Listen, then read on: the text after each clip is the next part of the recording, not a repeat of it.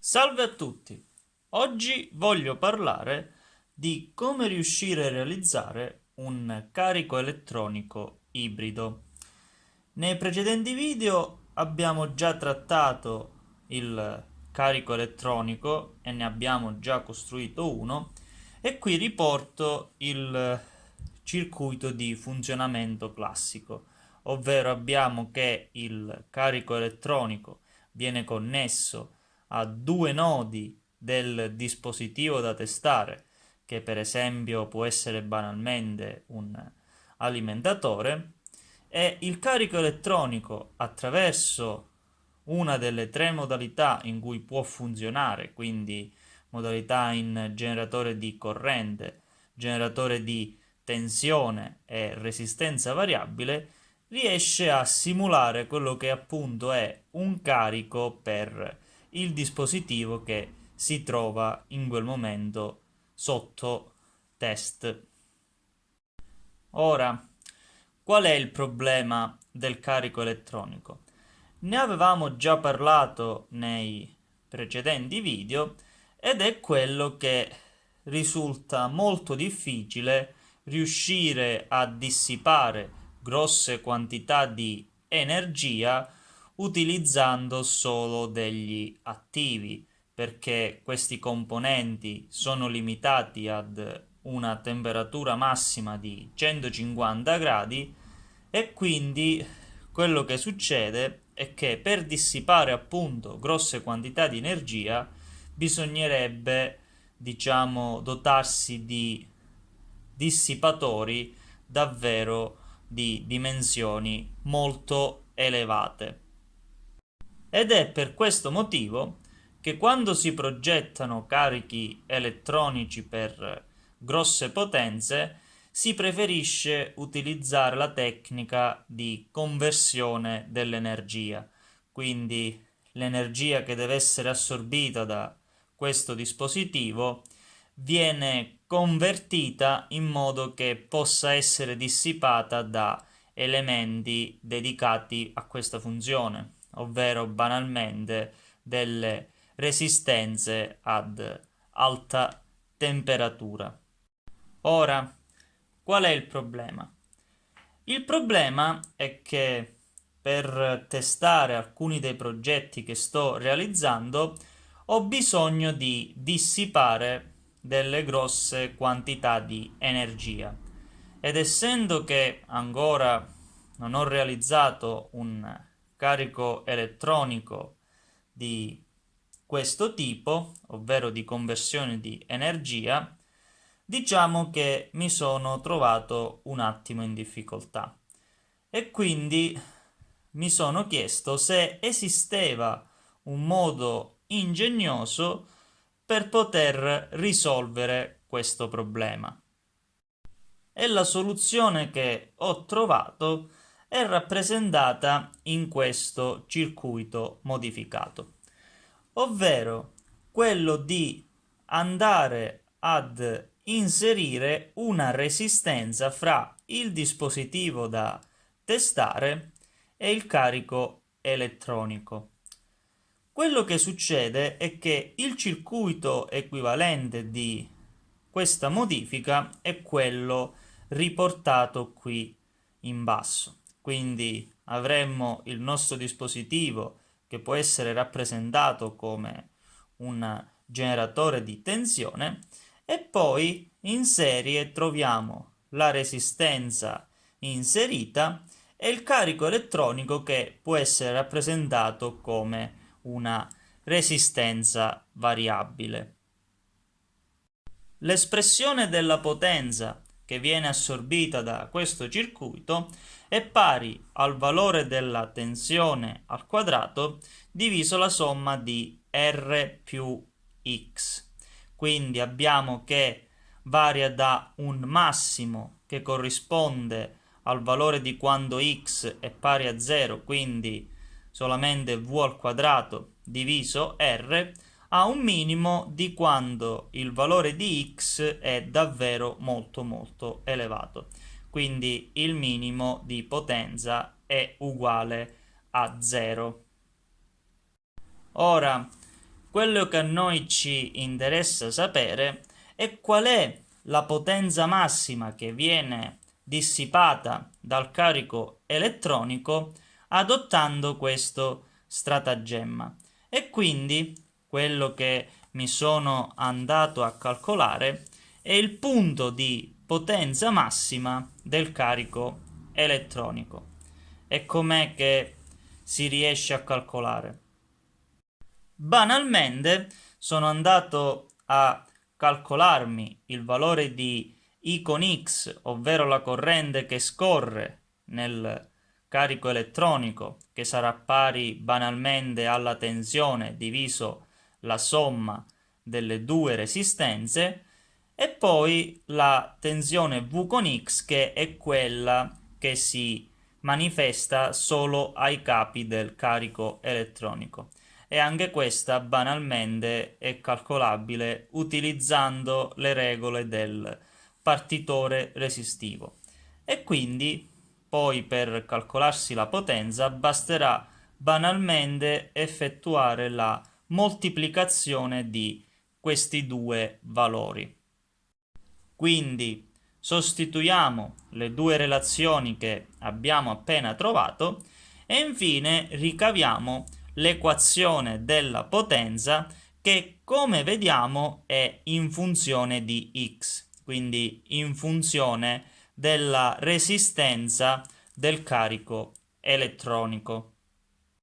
E per ricavare il punto di potenza massima che viene generata sul carico elettronico, basterà effettuare la derivata di questa funzione e porla uguale a 0. Quindi è quello che ho fatto in questi passaggi e il risultato è che l'unico valore di x reale e positivo per cui abbiamo un massimo è quando x è proprio uguale ad r. Quindi quando il valore di resistenza del carico elettronico è proprio uguale al valore di resistenza inserita in serie a questo circuito, in quel momento sul carico elettronico si verifica la potenza di picco. E per riuscire a quantificare quanto vale questa potenza di picco, basterà banalmente sostituire alla x di questa funzione il valore di r.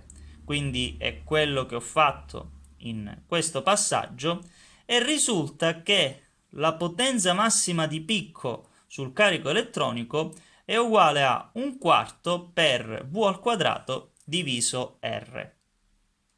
E questo risultato è davvero eccezionale, perché supponiamo che durante la fase di test io ho bisogno di dissipare una potenza di 1 kW.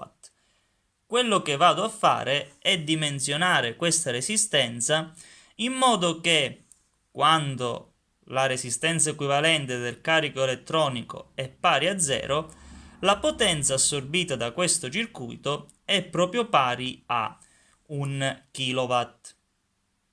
Successivamente, poi durante le fasi del test, io andrò a variare il valore di questa x in modo da poter regolare la potenza assorbita da un minimo di 0 a un massimo di 1 kW.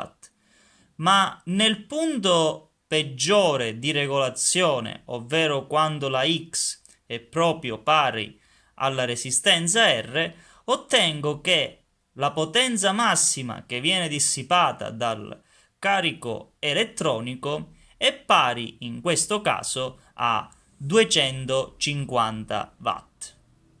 E quindi, anche nel caso peggiore, più del 75% dell'energia viene dissipata sulla resistenza R. E questo è un grandissimo vantaggio, in quanto ci consente di ridurre quelle che sono le dimensioni delle alette di raffreddamento del carico elettronico. Ora, tutto quello di cui abbiamo discusso finora è ovviamente un ragionamento teorico forte dei calcoli matematici, però quello che ovviamente adesso andremo a fare è effettuare un test con il carico elettronico che abbiamo progettato in precedenza, in modo da verificare anche sperimentalmente che in effetti questi risultati siano giusti. Quindi andrò ad realizzare questo collegamento in serie fra un alimentatore e il carico elettronico con una resistenza e andremo a vedere qual è la massima potenza che viene dissipata sul carico elettronico.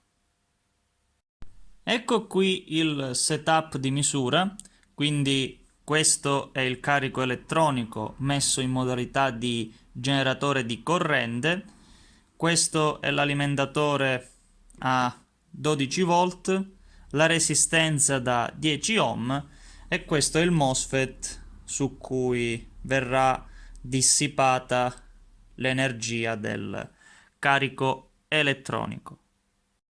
Come si può vedere, la tensione ai capi del carico elettronico in questo momento è pari a 12,2 volt, mentre non sta scorrendo corrente, perché in questo momento è settato al minimo, quindi risulta un circuito aperto.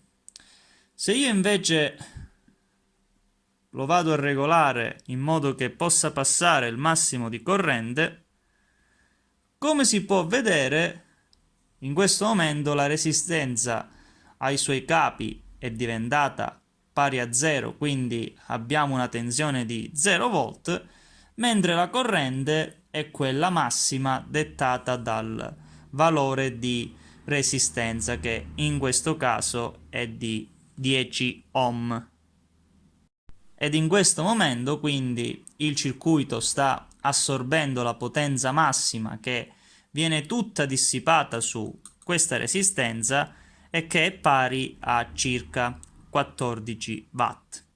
Ora, se si vuole trovare il punto in cui il carico elettronico dissipa un quarto dell'energia totale, basterà trovare quel punto in cui questa corrente risulta dimezzata e quindi banalmente otteniamo che la resistenza offerta dal carico elettronico è proprio uguale a quella montata qui, quindi di 10 ohm.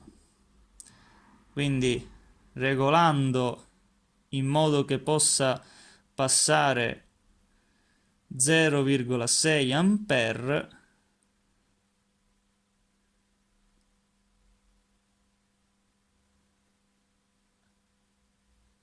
ok, ecco qui. In questo momento il carico elettronico sta assorbendo un quarto della potenza massima. Infatti, effettuando la moltiplicazione fra 0,6 ampere per 6 volt, otteniamo che il risultato è di circa 3,7 watt, che appunto sono un quarto di 14 watt. E quindi questo risulta essere il punto di massimo.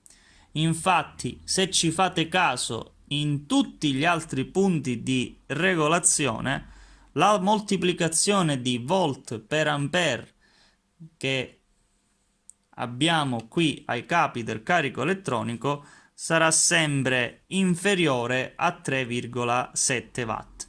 Infatti basti notare che nei punti estremi abbiamo 0 watt, perché qui c'è 0, quindi la moltiplicazione fa 0, mentre anche nell'estremo opposto abbiamo che qui c'è 0 e quindi di nuovo la moltiplicazione fa 0. Molto bene, quindi come si può vedere, anche dal punto di vista sperimentale, sembrerebbe che il ragionamento funzioni correttamente. Molto bene, quindi come abbiamo visto, questa modifica sembra effettivamente funzionare e quindi, come già detto, abbiamo il vantaggio che sul carico elettronico viene assorbita una potenza massima di un quarto di quella totale, e inoltre vi è anche un altro vantaggio intrinseco, ovvero quella di protezione dalla rottura del carico elettronico. Infatti, supponendo che si dovesse rompere qualche attivo, non si avrebbe un corto verso massa, ma la resistenza che abbiamo inserito nel circuito, diciamo che consentirebbe una limitazione del danno. Per quanto riguarda invece gli svantaggi, abbiamo che in questo circuito il carico elettronico può funzionare solo in modalità di corrente. Infatti, essendo presente una resistenza aggiuntiva, la modalità di tensione e la modalità resistiva non possono essere, diciamo, applicate in quanto non funzionerebbero correttamente.